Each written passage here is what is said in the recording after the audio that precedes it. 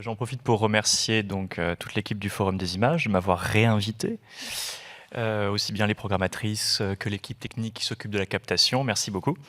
Et merci à vous tous et toutes d'être venus ce soir pour réfléchir avec moi à cette question, à cette épineuse question, et comme Muriel l'a rappelé, dont je ne suis pas directement spécialiste. Donc évidemment, j'ai fait ma thèse sur le jeu vidéo, mais ma thèse portait sur la construction des espaces navigables dans le jeu vidéo, et en particulier dans la série Zelda.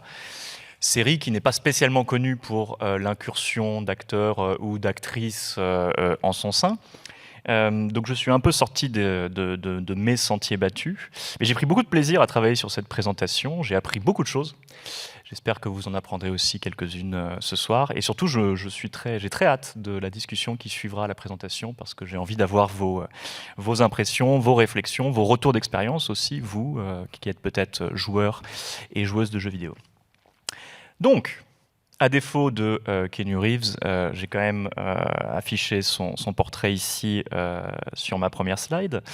Et on va rentrer de plein pied dans cette question donc des incursions, des intégrations d'acteurs et d'actrices dans le jeu vidéo. Je vais vous parler un petit peu de mon processus et puis du plan que l'on va suivre ce soir.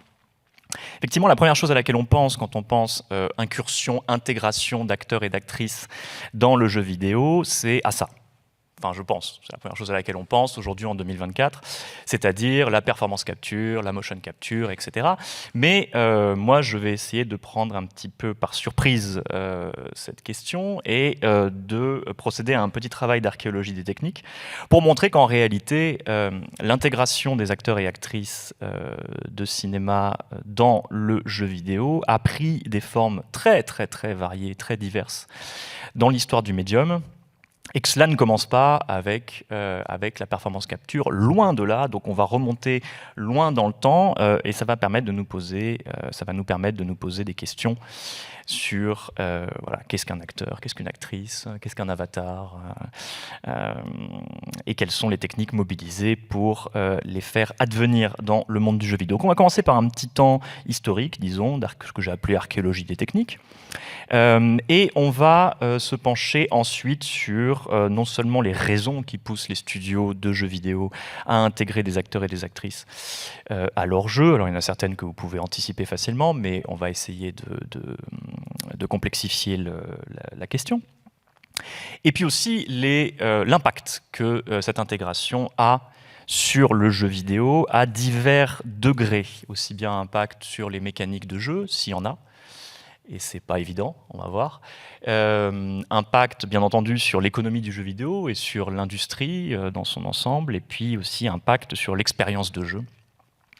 Mais on verra ça dans un deuxième temps. Donc tout d'abord, une petite étape historique d'archéologie des techniques que j'ai découpée elle-même en trois moments, avec des titres un peu paradoxaux, un peu provocateurs, mais j'espère que ça va s'éclairer au fur et à mesure.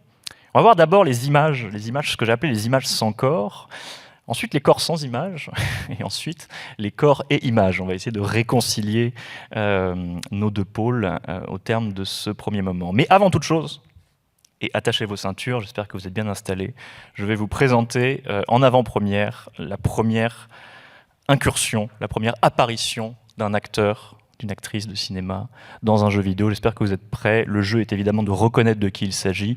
3, 2, 1, c'est parti. Donc évidemment, c'est très clair. Hein, il s'agissait évidemment de Bruce Boxleitner, en l'occurrence l'acteur qui joue le personnage d'Alan Bradley dans le film Tron de 1982. Alan Bradley, qui, je le rappelle, dans le film a lui-même un avatar à l'intérieur du monde numérique de la fiction qui porte le nom du film, en l'occurrence Tron. Ici, l'image que je vous ai sortie, il s'agit donc d'une capture d'écran du jeu adapté du film, Tron Deadly Discs, développé et publié par Mattel, qui à l'époque avait sa propre console de jeu, la Mattel Intellivision. Donc on est en 1982, la même année que la sortie du film de Disney, et vous allez me dire, et vous aurez raison, mais Guillaume, tu triches. Puisque là, ce qu'on voit à l'écran, ça n'est certainement pas l'acteur, ça n'est certainement pas Bruce Boxleitner, c'est évidemment le personnage qu'il incarne dans le film, qui a été bon an mal an reproduit dans le moteur du jeu. Donc effectivement, il s'agit du petit personnage orange là. Alors un petit mot sur ce jeu. De quoi est-ce qu'il s'agit? Je ne sais pas s'il y en a parmi vous qui ont eu la chance de jouer à Tron Deadly Discs. Oui, je m'en doutais. Moi non plus, hein, je n'y ai pas joué évidemment. De quoi il s'agit? Il s'agit d'un jeu qui est extrapolé d'une très brève séquence du film, durant laquelle, si vous vous souvenez, des personnages jouent à un espèce de sport, on va dire, qui consiste à lancer des disques de lumière les uns sur les autres pour faire disparaître en quelque sorte ses adversaires. Et donc le jeu consiste en ça, vous incarnez un petit personnage qui, armé de son disque, c'est le petit pixel jaune qu'il a dans la main, doit viser ses adversaires, c'est les petits personnages en bleu clair que vous voyez au milieu de l'écran, pour les éliminer. Et le jeu ne consiste qu'en ça. Alors, il est relativement élaboré en réalité pour l'époque. Il y a le disque vous revient dans la main, il agit un peu comme un boomerang. Les ennemis sont de plus en plus coriaces, il y a de l'intelligence artificielle, etc. C'est au-dessus de la moyenne de ce qu'on pouvait, de ce à quoi on pouvait jouer sur la Mattel Intellivision à l'époque. Mais l'objection demeure. Il ne s'agit pas ici de l'acteur, il s'agit évidemment de son personnage. Le problème, c'est que le jeu lui-même entretient la confusion, justement, sur le statut de ce corps virtuel d'une dizaine de pixels qu'il représente. En effet, je vais vous montrer une petite image de la jaquette du jeu. C'est clairement Bruce Boxleitner qui est dessiné sur la jaquette du jeu, enfin je crois. On pourrait mettre ça sur le compte de ces représentations génériques d'homme blanc de 35 ans, mais en même temps vous avez un autre personnage en bas dans son armure rouge qui lui a des traits beaucoup plus marqués et qui ne ressemble absolument pas à l'acteur en question. Donc la jaquette du jeu entretient elle-même la confusion, à savoir voilà, est-ce que c'est le personnage, est-ce que c'est simplement le personnage, est-ce que c'est simplement le personnage de Tron, d'Alan Bradley, ou est-ce que c'est véritablement l'acteur? Et tout ça, ça nous ramène, enfin ça contribue à nous poser plein de questions. Qu'est-ce que ça veut dire exactement intégrer un acteur ou une actrice dans un jeu vidéo? Alors j'ai épluché le manuel du jeu pour voir s'il était quelque part fait mention de Bruce Boxleitner. La réponse est non. D'ailleurs, je pense très sincèrement que Bruce Boxleitner n'avait aucune idée que ce jeu existe. Néanmoins, c'est un jeu officiel, licencié par Disney. Vous avez la petite mention tout en bas à gauche de la jaquette qui dit que ce jeu est basé sur le film de Disney, donc qui détient les droits à l'image de l'acteur et qui l'a mis à disposition des équipes de Mattel. Donc, à partir de quand est-ce qu'on détermine qu'un acteur ou une actrice apparaît dans un jeu vidéo? À partir de quand ces apparitions-là comptent pour notre propos? Est-ce qu'il faut que l'acteur soit conscient de son apparition dans le jeu? Ça me semble être la moindre des choses, mais en réalité, pourquoi? Est-ce qu'il faut que l'acteur ait activement participé au développement du jeu, qu'il se soit investi dans le développement, qu'il ait fourni une performance spécifique qui donnerait lieu à son intégration dans le jeu vidéo? Là aussi, j'ai envie de dire pourquoi. Bon. Est-ce qu'il faut que le jeu vidéo se fonde sur une performance antérieure de l'acteur, dont il reprendrait des marqueurs, des images ou d'autres éléments? Éventuellement, mais cette pratique-là que vous avez sur la jaquette du jeu, qui consiste à entretenir la confusion entre est-ce que c'est l'acteur et est-ce que c'est le personnage, le problème c'est qu'elle était extrêmement fréquente à l'époque. Et je vais vous montrer une autre jaquette de jeux vidéo de l'époque qui est plus connue, ça pour le coup, je pense qu'il y en a certains d'entre vous qui l'ont déjà croisée. C'est la jaquette du jeu Contra, développé par Konami, qui est un petit peu plus récent, qui est paru en 1987 sur NES, sur laquelle on reconnaît clairement, là pour le coup, deux acteurs, Arnold Schwarzenegger et Sylvester Stallone.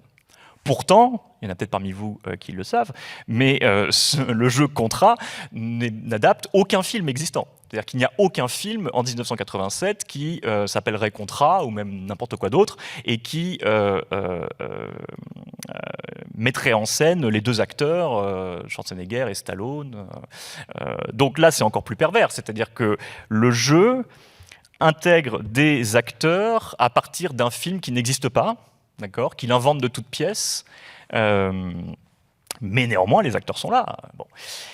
Ce qui m'intéresse dans cet exemple-là, bon, déjà, c'est pour montrer que la question est plus compliquée qu'elle n'y paraît, ensuite qu'elle est plus ancienne qu'elle n'y paraît, et enfin, que déjà, on voit apparaître donc une première technique d'intégration des acteurs-actrices dans le jeu vidéo. Et cette technique, donc je reviens à mon premier écran, elle consiste simplement dans la recréation de modèles, alors en l'occurrence ici en 2 dimensions, hein, sous leur forme la plus rudimentaire qui soit, mais ça peut être de modèles éventuellement en 3 dimensions, qui adoptent l'apparence, plus ou moins, de l'acteur en question. C'est-à-dire qu'on va construire numériquement un avatar, qui va adopter les traits physiques, qui va présenter une ressemblance physique quelconque avec l'acteur qu'on essaye de représenter. Mais donc c'est une création de toutes pièces. Cette technique-là, c'est une technique qui a été énormément utilisée dans le jeu vidéo des années 80, dans le jeu vidéo des années 90, lorsqu'il s'agissait de faire apparaître des acteurs et des actrices à l'écran. Je vous donne un autre exemple, alors là pour le coup complètement pris au hasard, mais qui va me permettre de développer quelques petits points intéressants, qui est le jeu Wayne's World, développé par Grey Matter en 1993. Là je crois que c'est la version Mega Drive, il me semble, qui reproduit donc dans ses personnages ce qu'on appelle les sprites, hein, donc l'espèce de petits modèles en 2 dimensions qui font office de personnages, qui reproduit donc là explicitement l'apparence des 2 acteurs du film dont le jeu est adapté, en l'occurrence Wayne's World, de Penelope Spheris, paru 1 an plus tôt, en 92. Donc on reconnaît très clairement à l'image les traits physiques des acteurs Mike Myers et Dana Carvey. Ici, le procédé de recréation, je dirais, il est encore plus visible parce que la technique utilisée, c'est littéralement la caricature. Là, vous voyez le visage des 2 acteurs est redessiné. Hein, leurs traits sont exagérés, hein, comme on le ferait dans une caricature. Ils ont des têtes disproportionnées par rapport à leur corps. Et donc, ils sont recréés sous la forme de sprite en 2 dimensions pour être intégrés au jeu. Donc là, on a un exemple, pour le coup, qui est parfaitement légitime, je dirais, puisque là, effectivement, le jeu est adapté du film, les acteurs sont parfaitement reconnaissables, identifiables, et là, je suppose que quand même, Mike Myers et Dana Carvey sont au courant qu'il a existé un jeu qui les représente. Bon. Donc première technique, la recréation de toutes pièces de modèles en 2 dimensions ou en 3 dimensions. Rapidement, les studios de développement vont se rendre compte, enfin vont, disons, passer à la vitesse supérieure et vont se rendre compte qu'il est possible d'intégrer au moteur du jeu des images en prise de vue réelle, après les avoir passés à la moulinette, hein, si vous voulez, de la digitalisation. Le premier jeu apparemment a intégré des images réelles digitalisées. Il s'agit du jeu Journey. Alors rien à voir avec le Journey, le fleuron du jeu indépendant des années 2010, pas du tout. Il s'agit d'un jeu d'arcade publié par Midway Games en 1983. Et alors c'est pas forcément très facile à voir. Si là on le voit un peu mieux sur le grand écran. Mais donc vous voyez, vous avez ces 5 petites têtes qui sont en réalité des photos en noir et blanc, qui ont été donc ultra compressées, digitalisées, pour être intégrées au sein d'un environnement numérique, hein, donc l'espèce de background en 3D. Alors le jeu consiste en quoi? C'est une espèce de jeu de puzzle, vous contrôlez les petits personnages à travers des niveaux pour récupérer des petits objets, puis revenir à votre point de départ, bon bref. Et donc il met en scène donc les membres du groupe Journey, qui était un groupe de métal des années 80, bon voilà.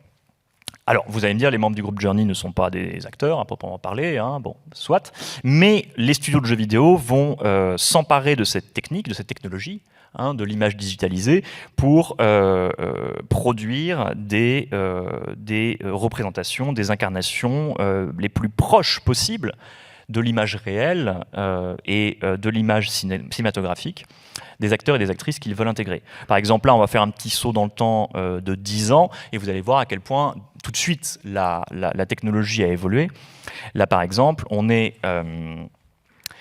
dans le jeu, encore un jeu d'arcade, Terminator 2 Judgment Day, développé par Midway en 91, qui est directement adapté donc, du film de Cameron de 1991. Et donc là, vous voyez au premier plan, alors c'est un rail shooter, c'est-à-dire un jeu dans lequel vous aviez un pistolet en plastique et vous deviez tirer sur l'écran pour éliminer les ennemis qui apparaissaient devant vous.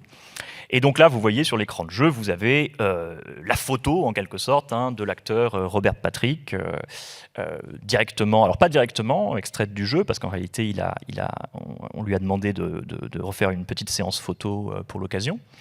Mais c'est la même technique que celle du jeu précédent, à savoir de Journey, c'est-à-dire qu'il s'agit de photographie digitalisée. Alors là, dans mon souvenir du jeu d'arcade, on a quelques photos avec différentes poses qui se succèdent pour donner une illusion de mouvement, mais il s'agit ici strictement de la même technique.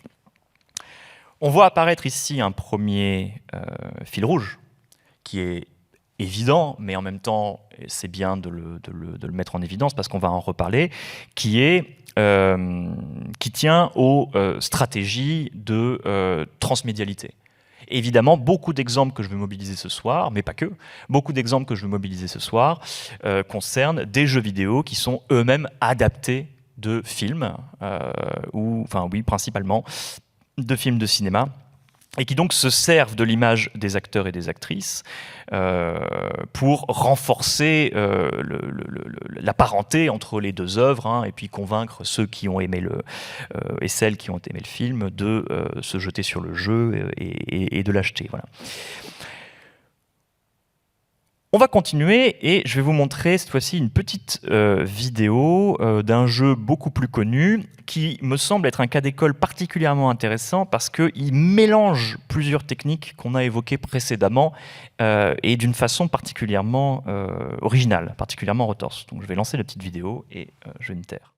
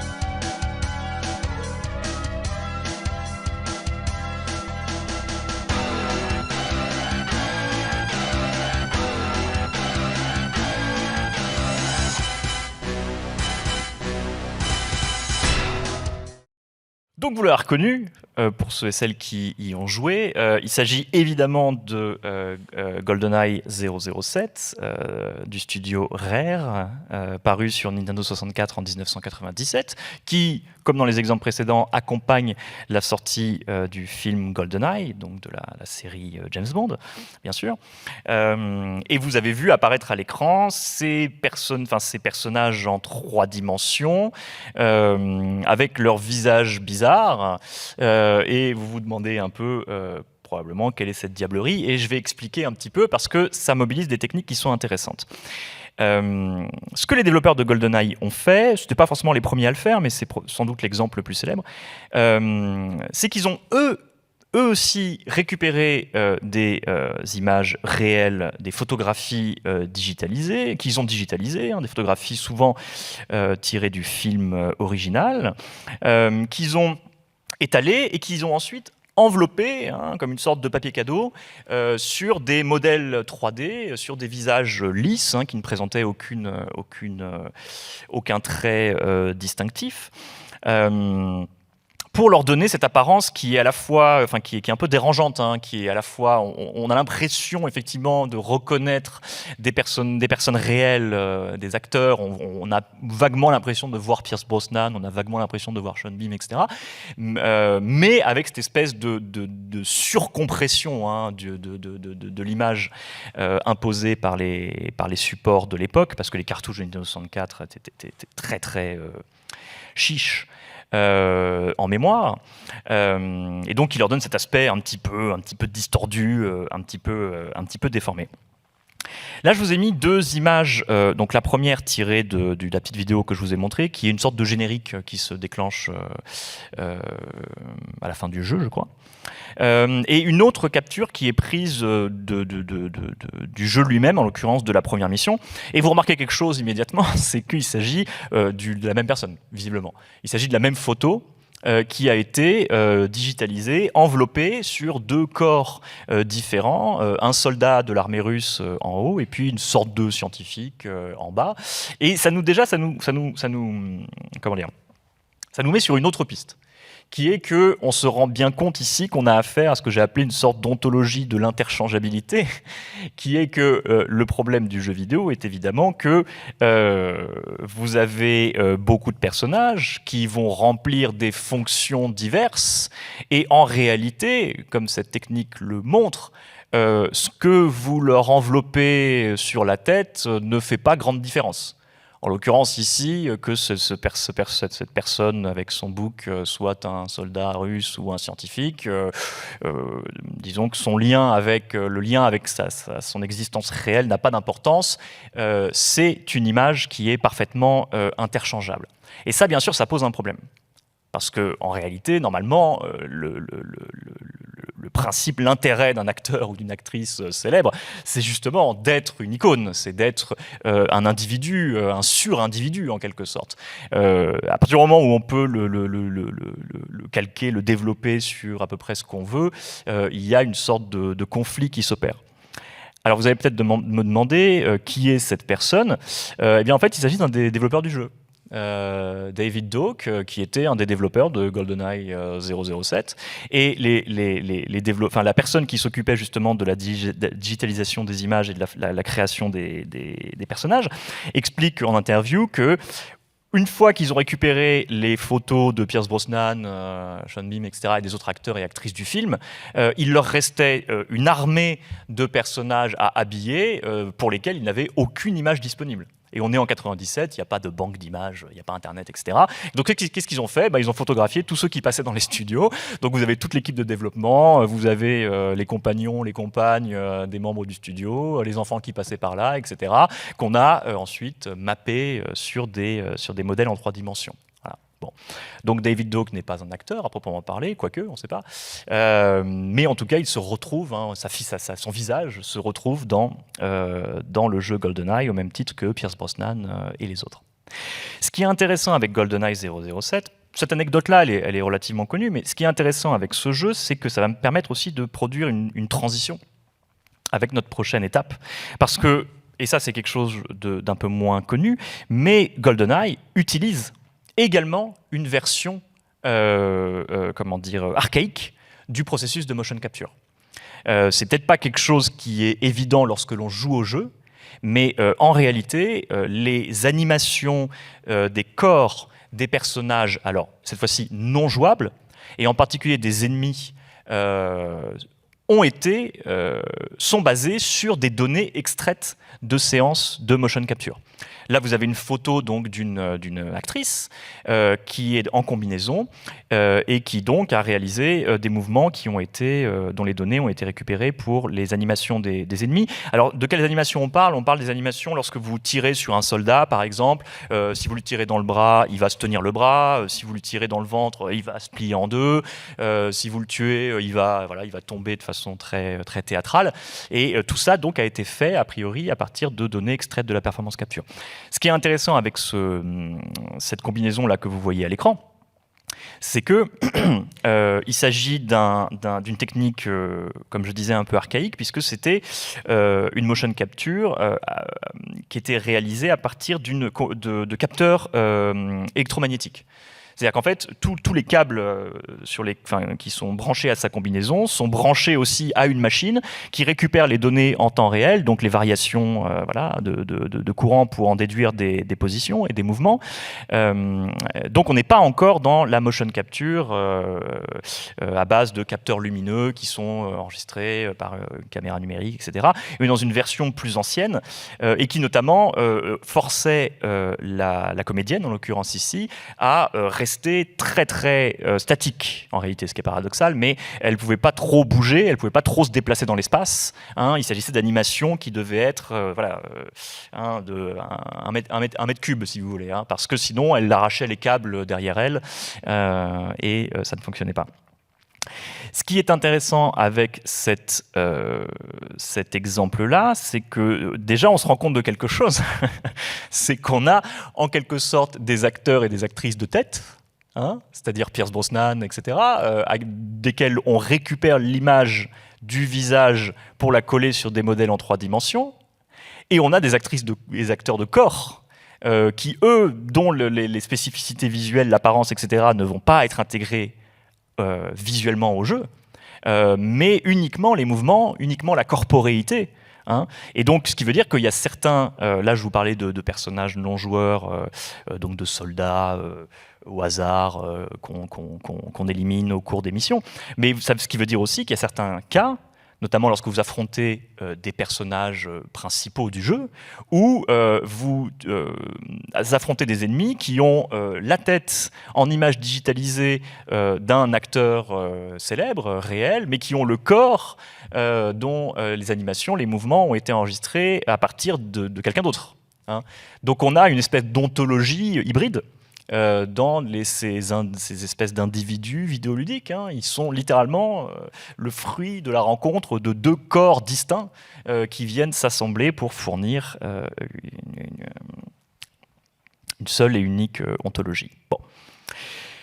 Donc je vais m'arrêter là pour la question de ce que j'ai appelé les images sans corps, même si vous voyez qu'ici on est du coup à la limite, puisqu'il y a bien un corps. Le seul problème, c'est qu'en réalité, il n'appartient pas à la bonne personne. Bon. On va transitionner vers un autre point important qui est la question des corps sans image. Et la question des corps sans image, évidemment, c'est quoi? Et malheureusement, je ne vais pas forcément pouvoir m'étendre trop sur le sujet, on va juste l'évoquer parce qu'il me semblait que c'était quand même important. C'est tout ce qui concerne le doublage, ce qu'on appelle le voice acting. D'accord ? Puisque vous avez littéralement une performance corporelle qui est faite, qui est jouée, d'accord ? La seule chose, c'est qu'elle est intégrée à l'intérieur d'un jeu dans lequel le corps de la personne, l'apparence de la personne n'apparaît à aucun moment, d'accord ?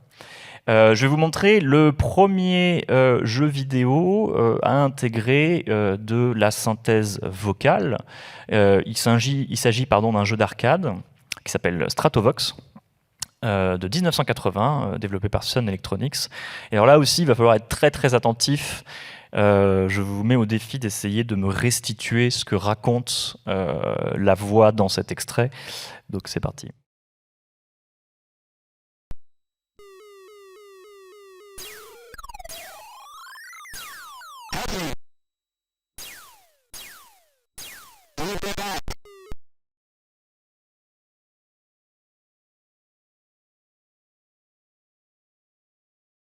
Alors, c'est 2 des 3 lignes vocales qui sont présentes dans le jeu.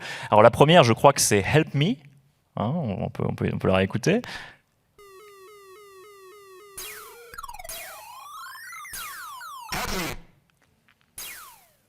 Voilà.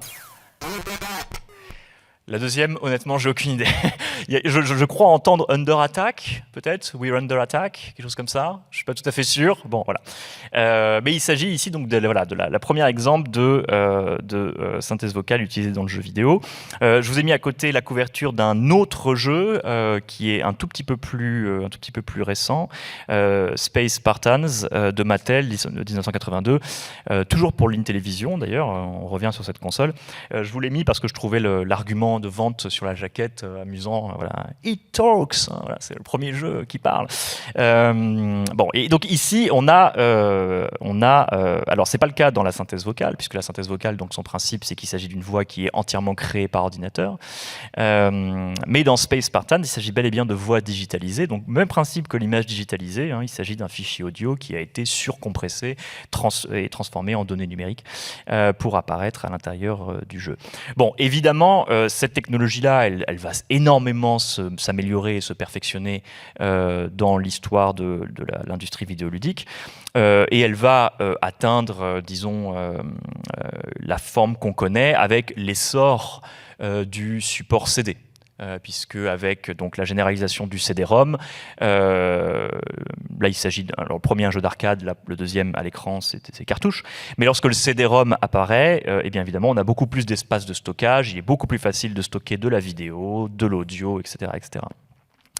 Un des jeux qui a le plus marqué les esprits dans les années 1980 pour la qualité de son doublage, c'est le jeu Dragon Slayer, qui est d'abord sorti sur bande d'arcade, donc développé par Cinematronics en 1983, et qui était sur un support qui était donc, ça s'appelait le Laserdisc, ce qui était une espèce de gros CD. Et ce qui est intéressant avec l'exemple de Dragon Slayer, alors là pour le coup vous avez des vraies voix, hein, vous avez des voix qui ressemblent tout à fait à des voix comme on trouverait dans le dessin animé ou le cinéma d'animation, qui est l'inspiration principale du jeu. Là, vous avez un poster promotionnel pour le jeu de l'époque, qui mentionne le Laserdisc. Et ce qui est intéressant avec l'exemple de Dragon Slayer, c'est que ce sont les développeurs du jeu et les développeuses du jeu eux-mêmes qui ont enregistré les voix des personnages pour économiser les coûts de production. À une époque où le voice acting, le doublage pour le jeu vidéo, était une pratique qui était relativement peu répandue et qui pouvait être chère pour les petits studios. Donc les voix qu'on entend, il s'agit, pour certaines d'entre elles, pas toutes, mais il s'agit des voix des développeurs et développeuses du jeu, exactement de la même façon que les visages de GoldenEye sont récupérés des membres du studio de développement. Évidemment, depuis, la technologie a énormément évolué. Là, je vous ai mis une petite vignette d'une session d'enregistrement studio de l'acteur donc J.K. Simmons qui interprète le personnage de Ketherick Thorns dans un jeu tout récent, Baldur's Gate 3. Bon. Ce qui est intéressant ici, c'est que donc, le doublage a été confié cette fois-ci à un acteur professionnel. D'accord. Néanmoins, le cas de J.K. Simmons est intéressant parce qu'ici, il s'agit uniquement d'une performance vocale. Alors que vous allez voir, pour les autres, on va en reparler peut-être un petit peu, mais pour les autres personnages du même jeu, qui ne sont pas doublés par des acteurs hollywoodiens, mais par des comédiens et des comédiennes de doublage, eh bien, eux se sont fadés, en plus du doublage vocal, de la performance capture. C'est-à-dire qu'ils ont été habillés dans des combinaisons avec les diodes, les machins, etc. Là. Donc c'est intéressant cette différence de traitement aussi. Hein, d'accord. Vous avez l'acteur hollywoodien, il ne vient au studio que pour enregistrer sa voix, et ensuite les animations, encore une fois, vont être confiées à un autre comédien pour la motion capture, mais dont l'identité, qui va rester dans l'ombre, alors que les autres comédiens et comédiennes du jeu, qui sont spécialisés dans le jeu vidéo, eux vont faire tout le package. Moi, il y a quelque chose qui m'a... J'ai pas forcément grand-chose à dire sur le doublage vocal, mais il y a quelque chose d'intéressant dans la réflexion que je me suis faite, c'est que j'ai l'impression que c'est un aspect de l'incorporation du corps des acteurs et des actrices dans le jeu vidéo qui a été longtemps sous-estimé. J'ai l'impression, c'est ce que je me suis dit en préparant cette conférence, parce que j'ai dit, c'est le support CD qui vient donner la possibilité aux développeurs-développeuses d'intégrer des fichiers audio en plus grand nombre, en meilleure qualité, etc. Pourtant, si on prend une série de jeux qui pourtant a bénéficié énormément de l'intégration de doublage au cours de son histoire, qui est par exemple la série Final Fantasy, vous avez le premier épisode qui sort en 1997 sur CD-ROM pour la PlayStation, pas de doublage vocal. Vous avez l'épisode 8 qui sort en 99, toujours sur le même support, pas de doublage vocal. L'épisode 9 qui sort en 2000, toujours pas de doublage. Et enfin, le doublage, un vrai doublage assuré par des comédiens et des comédiennes de doublage, arrive dans Final Fantasy X, donc qui sort en 2001 sur PlayStation 2. Alors, on passe du CD-ROM au DVD, c'est probablement la raison. Du coup, l'espace de stockage grandit encore, donc on va accorder plus de place, on va allouer plus de place aux fichiers audio du doublage. Mais ce qui est étrange pour moi, c'est que si on regarde Final Fantasy VII, tout le jeu vidéo moderne est déjà là. Vous avez des environnements en 3 dimensions, vous avez des scènes cinématiques, vous avez de la musique instrumentale, tout est déjà là, sauf le doublage. Le doublage arrive très tardivement, probablement pour des questions de coût, de stockage, et aussi peut-être parce que les développeuses ne voyaient pas forcément exactement l'intérêt d'intégrer du doublage à leur jeu, alors que pourtant, dans des jeux de rôle en particulier, ça permet d'incarner et de donner quand même beaucoup d'épaisseur aux personnages. Bon. On va laisser de côté la question du doublage vocal. Et on va maintenant aller s'intéresser donc aux premières incursions du corps à proprement parler dans les jeux vidéo. On va faire un petit retour dans le temps, on va revenir en 1984 avec un exemple intéressant, et là je vais laisser jouer la vidéo également.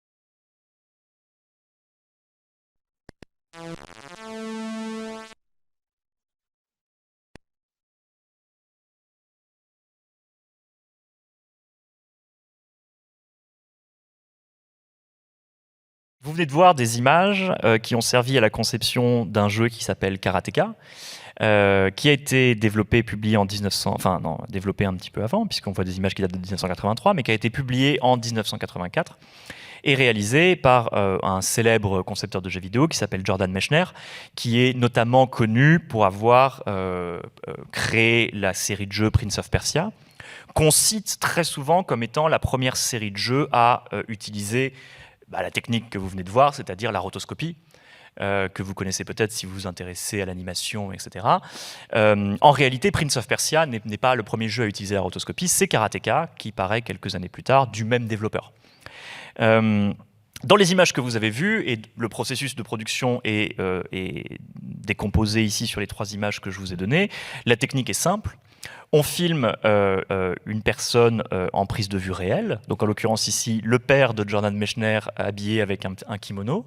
On récupère ensuite la vidéo, on redessine par-dessus image par image, et ensuite on remplit le dessin, le contour du dessin de pixels pour produire une animation qui se rapproche le plus possible d'une animation réelle.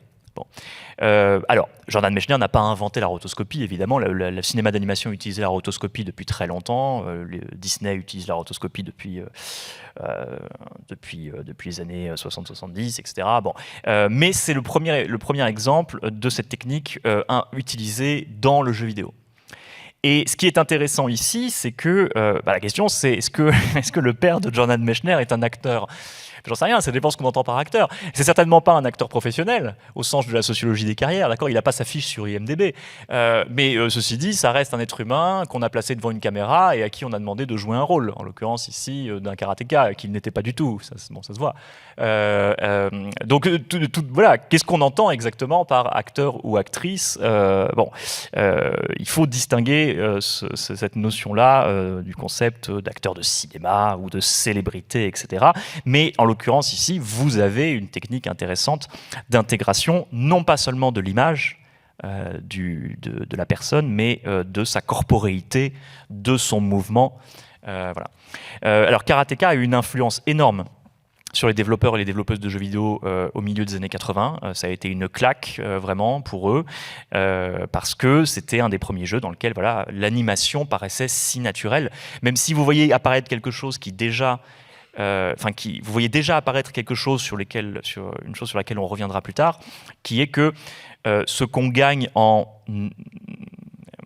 réalisme, je dirais, on le perd aussi en fluidité, clairement. Hein. C'est-à-dire qu'il y a une espèce de lourdeur du personnage de jeu vidéo qui se développe très lentement, voilà, frame par frame. Bon.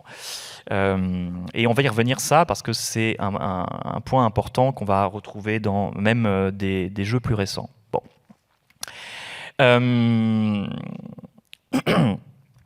Une autre technique qui est utilisée à l'époque et qui on va retrouver à partir de ce dont on a déjà parlé, c'est encore une fois l'image digitalisée, mais cette fois-ci récupérée à partir de fichiers vidéo. Là, par exemple, vous avez à gauche une petite séquence des sessions de filmage qui ont précédé la production du jeu Mortal Kombat.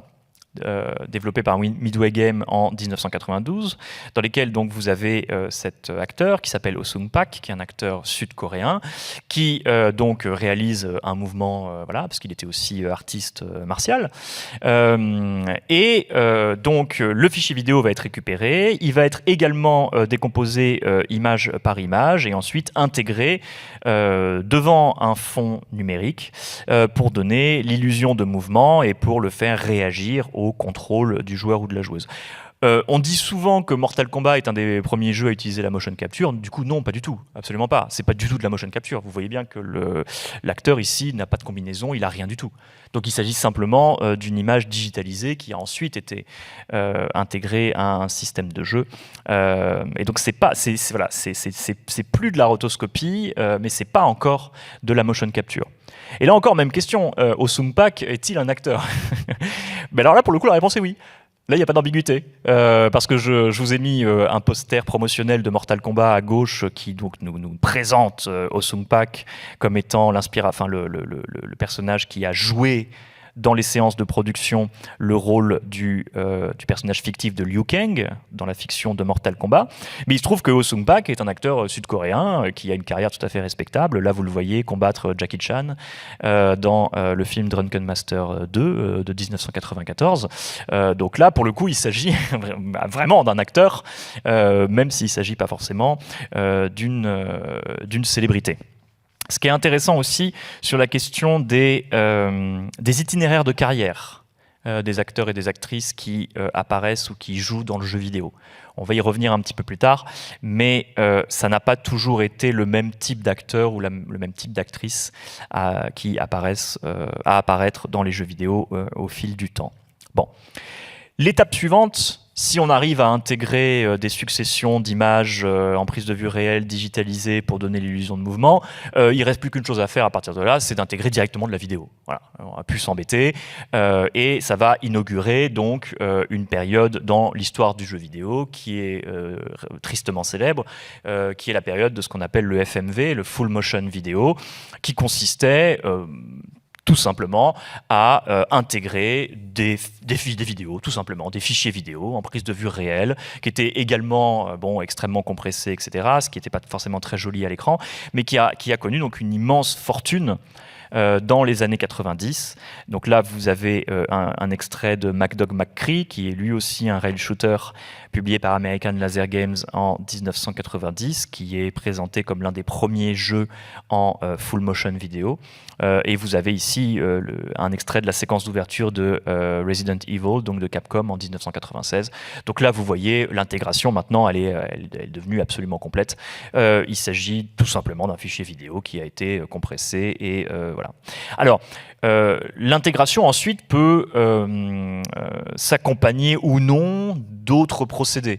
C'est-à-dire que dans le cas de MacDog McCree, le jeu est intégralement composé de prises de vue réelles et de fichiers vidéo qui se déclenche en fonction des actions du joueur ou de la joueuse. Dans le cas de Resident Evil, c'est pas le cas. Il s'agit juste de la scène d'ouverture et ensuite le reste du jeu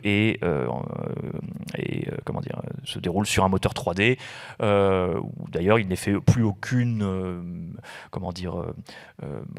allusion ou référence de quelque sorte que ce soit, même technique, aux acteurs et actrices qui apparaissent dans ce trailer. Bon. On s'achemine petit à petit vers la question maintenant de la motion capture. Mais vous voyez que l'itinéraire a été relativement long et tortueux pour en arriver jusque-là. C'est pourquoi je voulais prendre ce détour parce que il me semblait que c'était intéressant de ne pas se cantonner là-dessus. Alors, je me suis rendu compte de quelque chose de très intéressant, c'est que quand vous tapez sur Google First Video Game to Use Motion Capture Ever, etc., le premier résultat sur lequel vous tombez, c'est un jeu qui s'appelle Vixen, développé par Martech Games et sorti en 1988, qui serait le premier jeu à utiliser de la motion capture et qui donc aurait utilisé dans sa phase de production une comédienne, en l'occurrence Corinne Russell, dont vous voyez une photo ici, qui est une comédienne qui est surtout connue pour être une modèle et une modèle de charme. Le problème, c'est que donc chaque fois que vous trouvez la référence à ce jeu et à la production de ce jeu, ça vous ramène au même article de la presse spécialisée jeux vidéo que du coup j'ai été chercher parce que je me suis dit mais qu'est-ce que c'est que cette histoire? En 1988, ce jeu dont personne n'a jamais entendu parler a utilisé pour la première fois la motion capture, c'est énorme. Donc je suis allé lire l'article de Retro Gamer écrit par Graham Mason et quand vous lisez l'article, vous vous rendez compte en fait que donc il interviewe un développeur de l'époque qui dit oui alors on a fait venir Corinne Russell, on l'a habillée en body, on l'a filmé et ensuite donc on a fait de la motion capture et après par contre je me souviens plus trop comment on a intégré les données dans le moteur du jeu. Donc je pense que c'est n'importe quoi. Je peux probablement qu'effectivement il y a eu une séquence de filmage avec l'actrice en question. Je soupçonne qu'ils aient utilisé en fait quelque chose qui se rapproche plutôt de la rotoscopie, mais ça m'étonnerait fort que ce jeu, qui en plus de ça est un jeu d'exploitation fait vraiment sans grands moyens, etc., ait été réellement le premier jeu à utiliser la motion capture. Peut-être que c'est le cas, peut-être que je me trompe, mais je trouve qu'en tout cas cette histoire n'est pas suffisamment sourcée.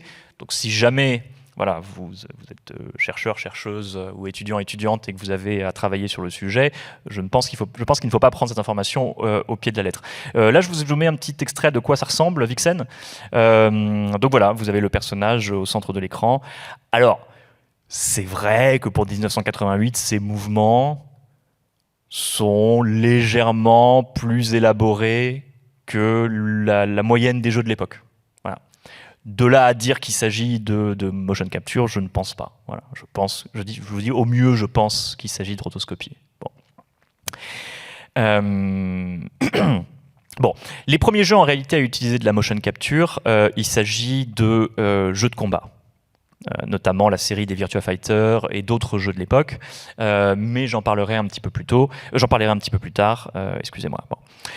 On en arrive du coup à l'état auquel, de là où on est parti, puis l'état auquel on est aujourd'hui, c'est-à-dire ce qui n'est plus d'ailleurs uniquement de la motion capture, ce qui est de la performance capture, c'est-à-dire que les mouvements des acteurs et des actrices sont entièrement captés, mais également leurs expressions du visage à l'aide de tous ces petits pointeurs qu'ils ont donc sur le visage.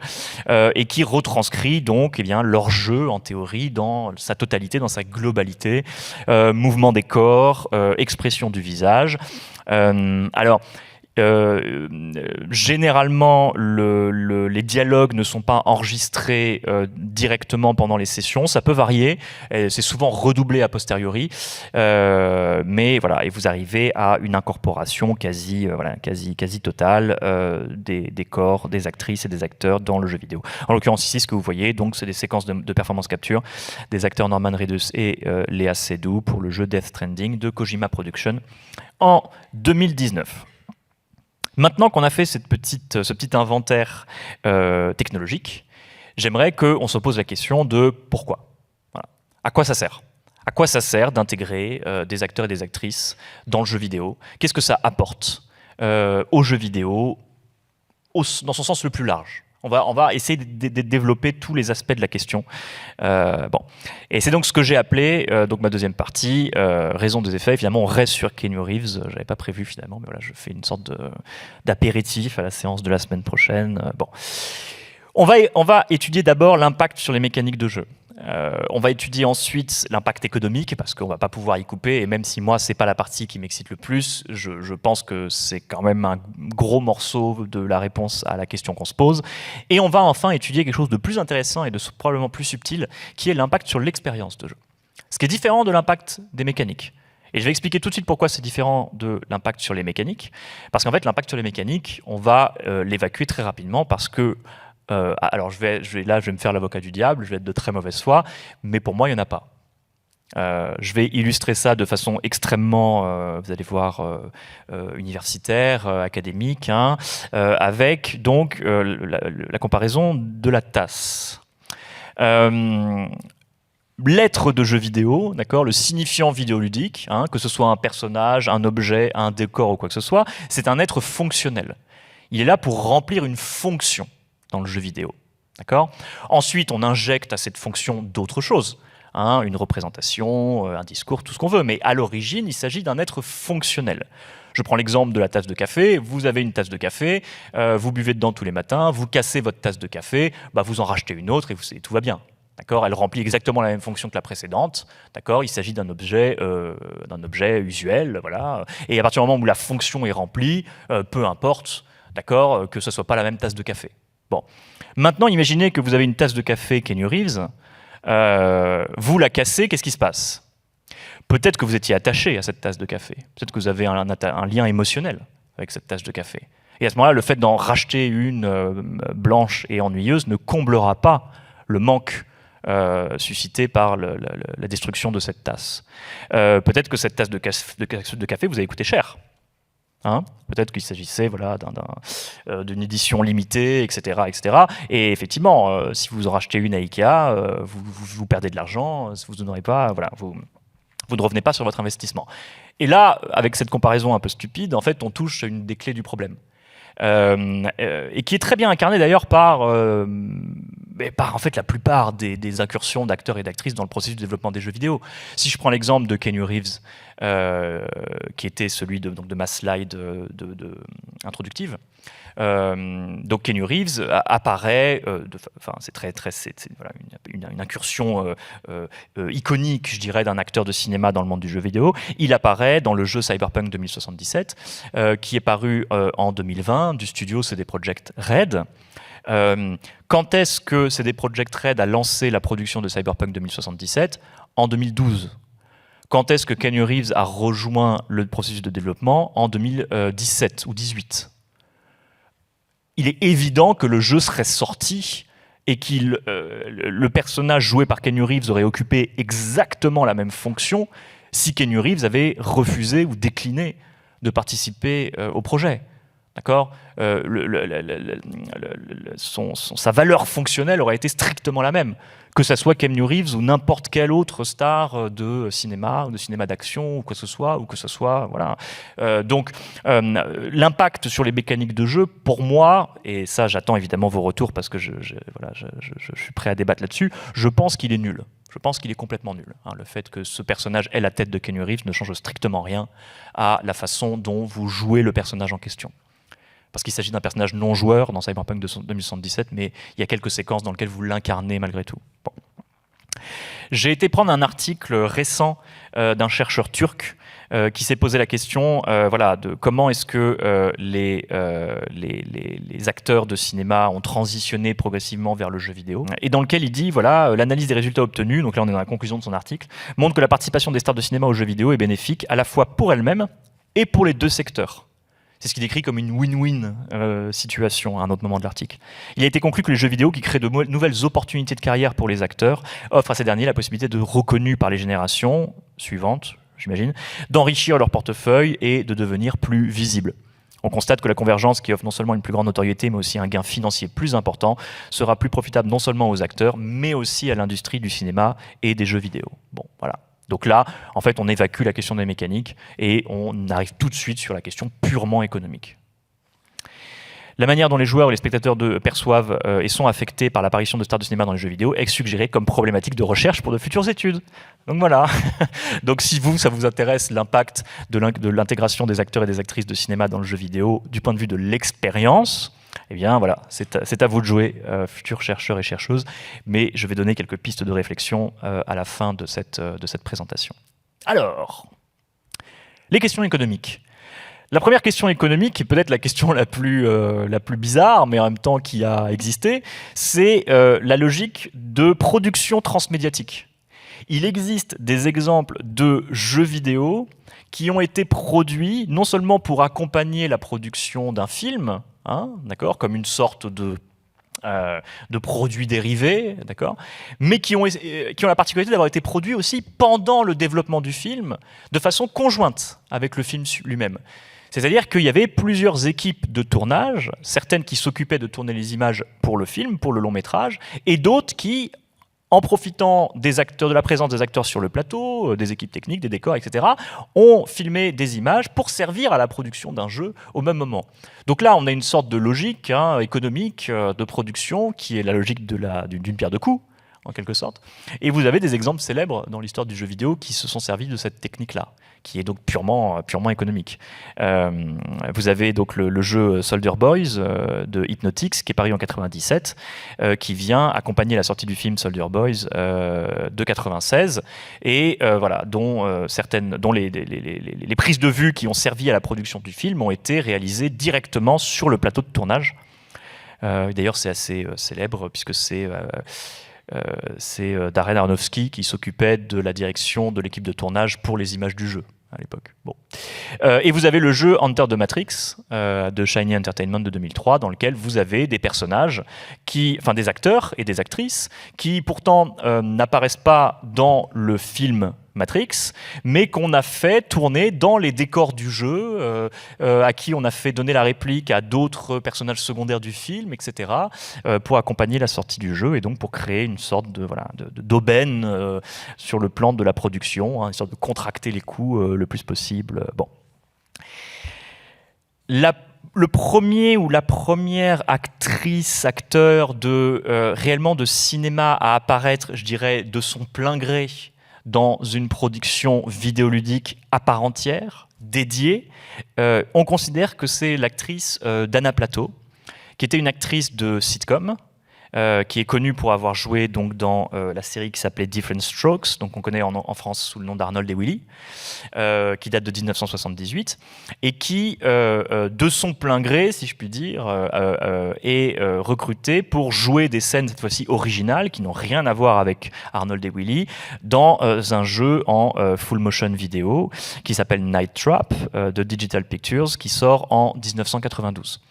Et là, donc, il s'agit a priori, alors non pas du coup de la première actrice, puisqu'on a vu qu'en fait, il y avait énormément d'acteurs, d'actrices, comédiens, comédiennes, ça dépend comment on les caractérise, qui apparaissaient dans le jeu vidéo avant cela, mais de la première actrice, je dirais, hollywoodienne, d'accord, de la première célébrité du cinéma à apparaître dans le jeu vidéo.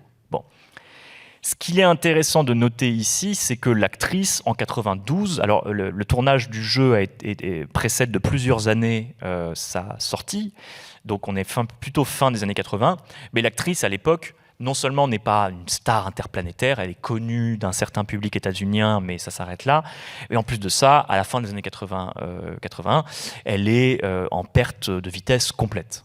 D'accord, c'est une actrice qui a une carrière assez malheureuse et qui, à l'époque, donc, voit le jeu vidéo comme une opportunité économique pour elle. D'accord, donc, il s'agit plus ici d'une sorte de second choix d'acteurs et d'actrices en perte de vitesse que vraiment d'une collaboration purement win-win, hein, comme le mentionnait le chercheur un petit peu plus tôt. Le phénomène se développe dans les années 90. Là, vous avez une image du jeu Wing Commander 3, dans lequel vous voyez apparaître John Rhys-Davies et Mark Hamill. Donc jeu publié par Origin Systems en 1994. Et là, donc, vous commencez à avoir, je dirais, des poids lourds de l'industrie cinématographique, des acteurs qui jouissent quand même d'une renommée internationale.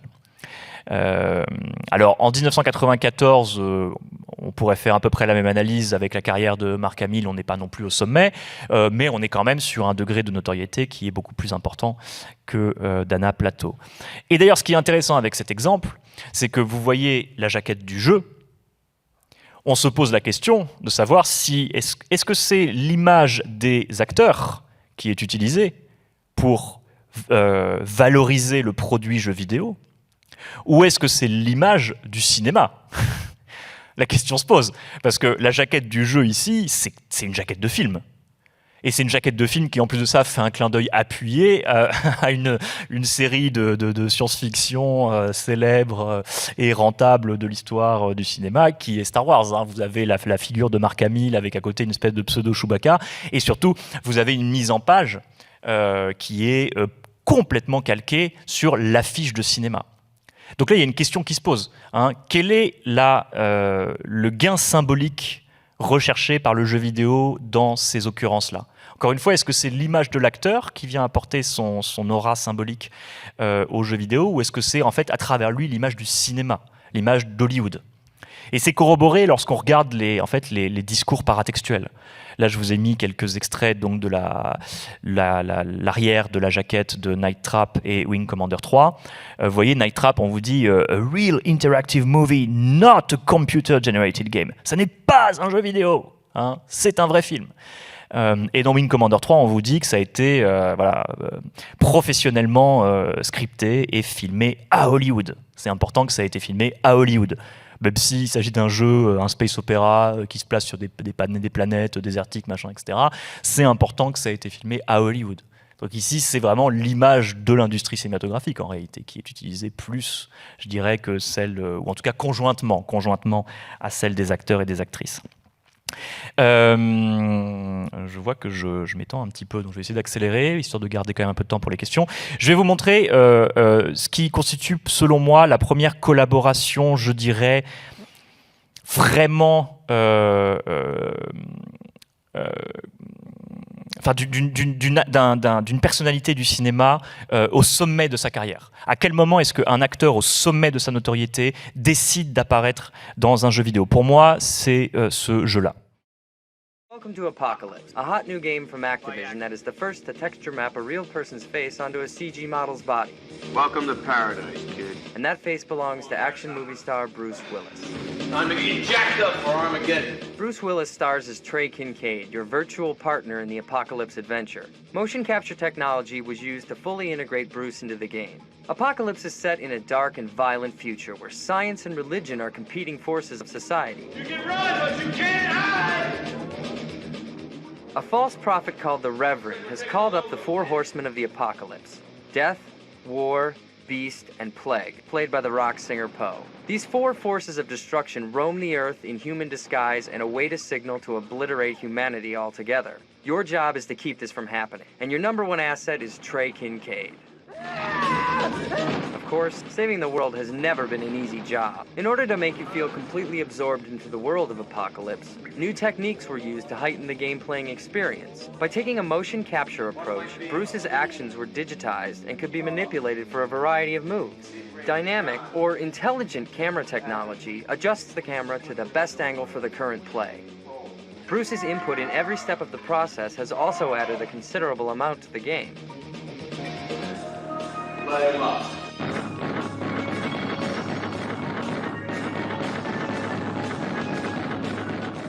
A high priority when creating the game was to make sure the shooting worked within each scene. You can see exactly how all this attention to detail paid off.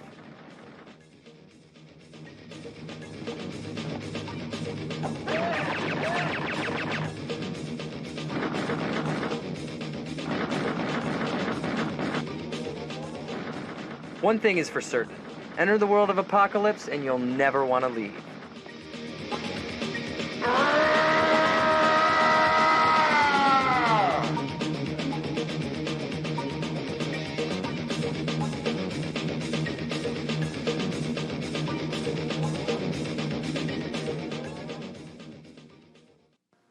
Apocalypse by Activision. On est en 1998 lorsque le jeu Apocalypse donc d'Activision sort. et avec la star de cinéma, Bruce Willis, qui est complètement intégré dans le développement du jeu, puisque vous voyez qu'elle s'adonne à des sessions de performance capture, elle double le personnage est modélisé à partir de son visage, etc. Et en 98, Bruce Willis est au sommet de sa popularité. Hein. Cinquième élément, c'est 97, Armageddon, c'est la même année, et le Sixième Sens, c'est 99. Donc là, on peut pas analyser cela comme une sorte de porte de sortie d'un acteur à court de contrat, etc. Pas du tout. Là, il s'agit d'une incursion franche et claire d'une célébrité du cinéma à l'intérieur du monde du jeu vidéo. La question, c'est pourquoi ? Pourquoi est-ce qu'en 98, Bruce Willis décide de libérer son emploi du temps pour tourner dans Apocalypse, qui en plus de ça va être un flop absolu, tout le monde s'en fiche d'Apocalypse, le jeu va pas du tout fonctionner. Ça, il pouvait pas le prévoir, mais voilà. Pourquoi Tout simplement parce qu'en fait, c'est à cette période-là que l'industrie vidéoludique commence à concurrencer l'industrie cinématographique en termes de chiffre d'affaires. 94, c'est le moment où le chiffre d'affaires de l'industrie vidéoludique uniquement pour les consoles, c'est-à-dire pour les cartouches de jeux et les systèmes de jeux de salon, dépasse le chiffre d'affaires de l'industrie cinématographique aux États-Unis. D'accord ? 6 milliards versus 5 milliards.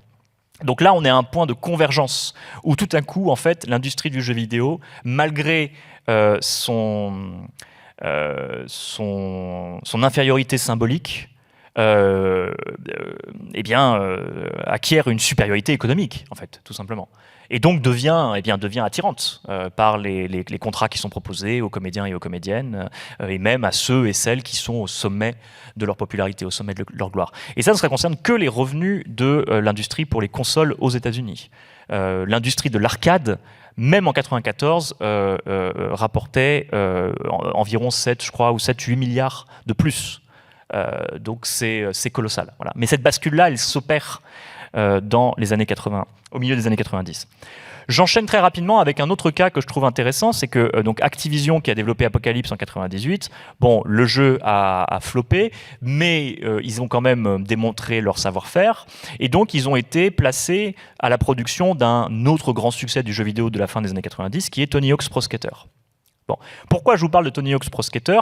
Parce que ça me semble aussi très symptomatique de la manière dont l'intégration des acteurs et actrices est utilisée, en l'occurrence ici plutôt de personnalité, est utilisée dans le discours promotionnel du jeu vidéo.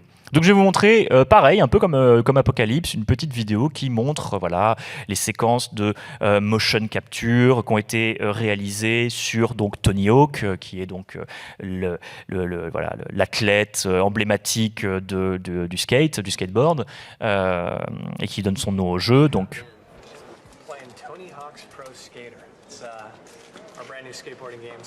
là, vous voyez Tony Hawk qui joue au jeu. Là, on l'habille avec une combinaison de motion capture.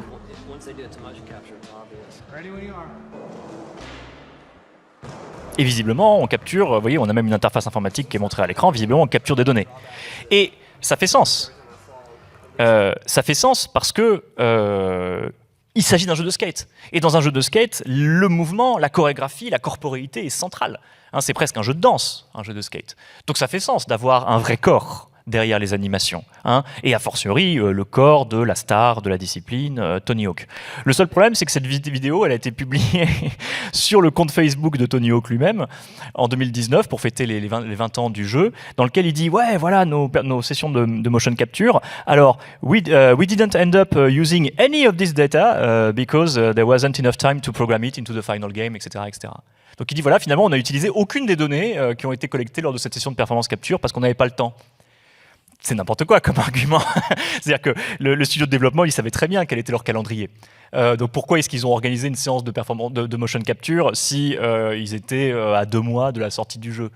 Il est évident que ça, c'est une mise en scène pour la presse. Et d'ailleurs, on a les caméras pour le prouver.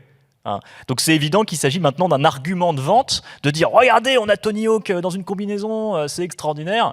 Et d'ailleurs, vous voyez que ça marche, hein, puisque vous avez le commentaire Facebook « Just fucking wow, way before your time, my friend ». Non, pas du tout. pas du tout before your time, absolument pas. Au contraire, puisque finalement l'animation a été faite à la main et que ça, il s'agit juste d'une mise en scène pour renforcer voilà, l'attrait, le pouvoir de séduction du jeu vidéo en prétextant qu'il est le produit de l'intégration de personnalités réelles, etc., etc. Donc là, on commence à voir les effets pervers, si vous voulez, de la question. Hein. Enfin, pervers ou pas, mais bon, vous voyez. On a d'autres exemples de ça. Par exemple, je reviens sur Keanu Reeves. Lorsque sa participation au jeu Cyberpunk a été révélée à la presse, c'était lors de l'E3 2019, très précisément le 9 juin 2019. Il est arrivé sur la scène, la salle s'est enflammée, voilà, etc. Et évidemment, le même jour, l'action du studio CD Projekt Red, vous voyez, a bondi. Hein, je vous ai mis une coupe le 10 juin 2019 et on a un pic qui correspond juste à l'arrivée de Keanu Reeves sur scène. D'accord ? Il n'a rien fait pour l'instant, on n'a même pas joué au jeu.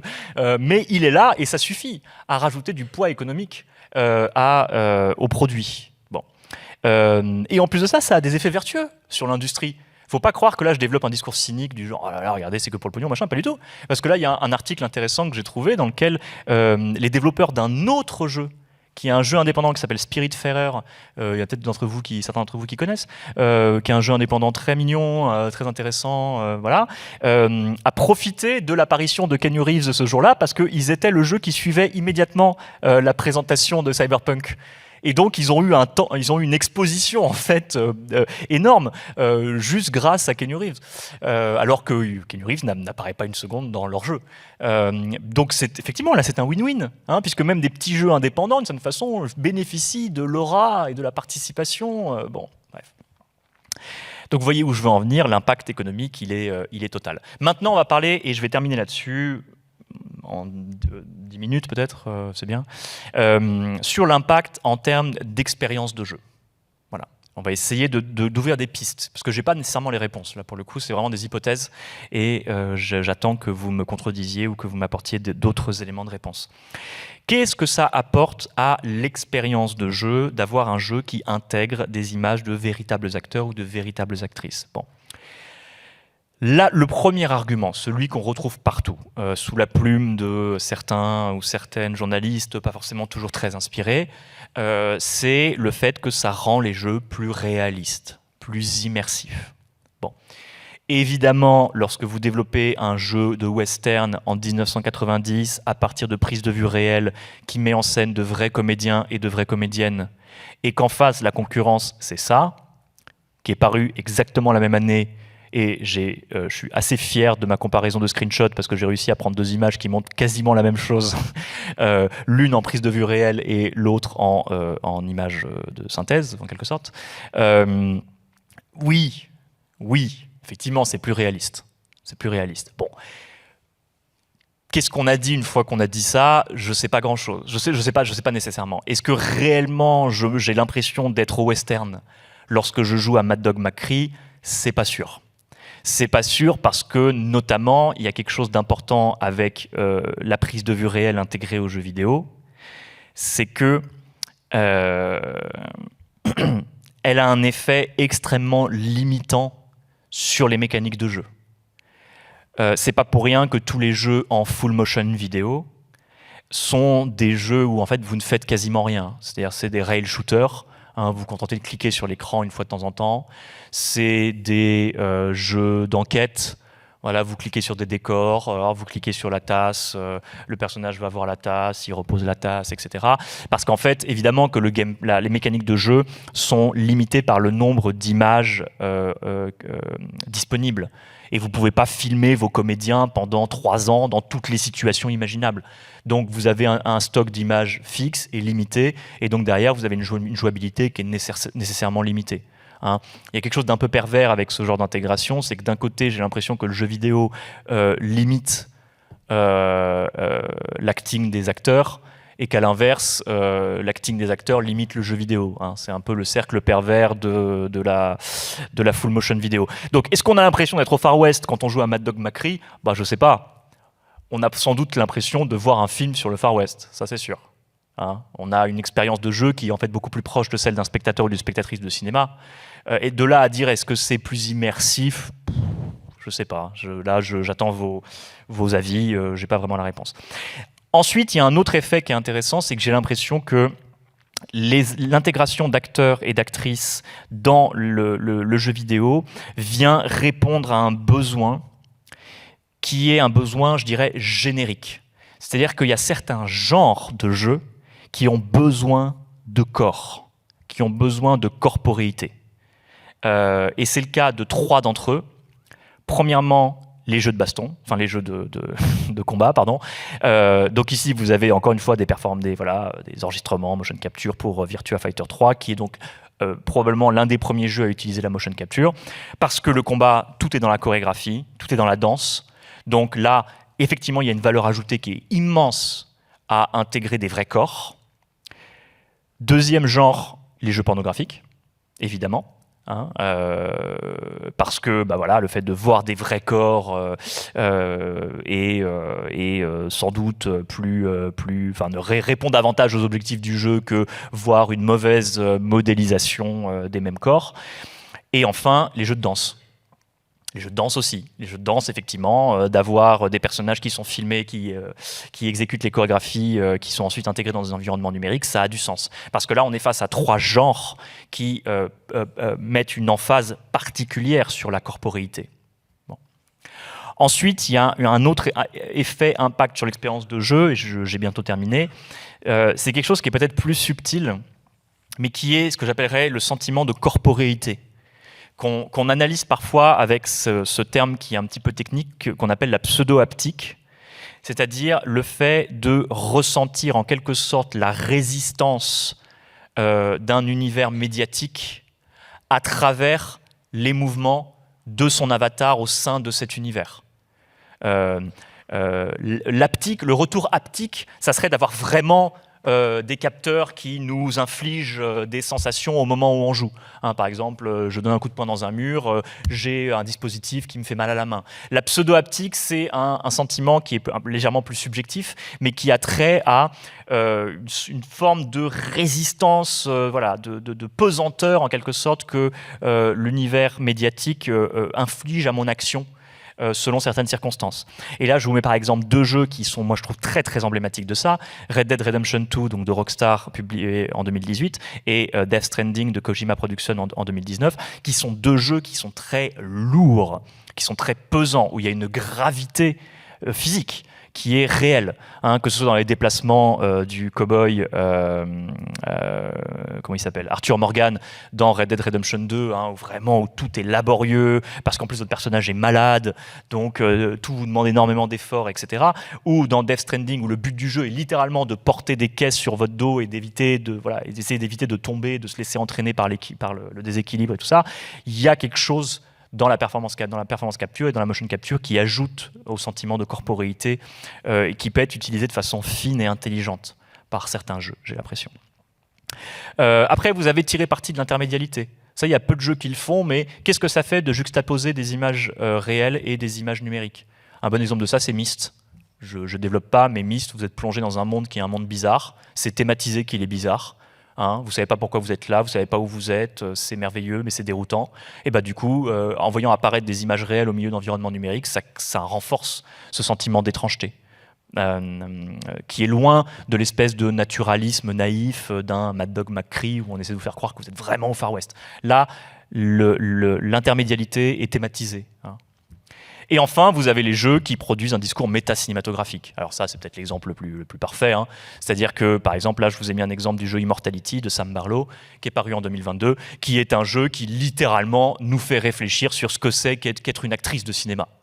Et tout le jeu consiste à étudier des rushs de cinéma que vous allez examiner, remonter, etc., pour reconstituer le destin d'une actrice de cinéma malmenée par l'industrie de son époque, etc. Donc là, évidemment, l'intégration de véritables acteurs, de véritables actrices prend un sens qui est total, parce que c'est un sens réflexif, méta-cinématographique, d'accord, hein, la matière elle-même est interrogée. Bon, voilà. Je vais m'arrêter ici pour les pistes de réflexion, et je vous remercie.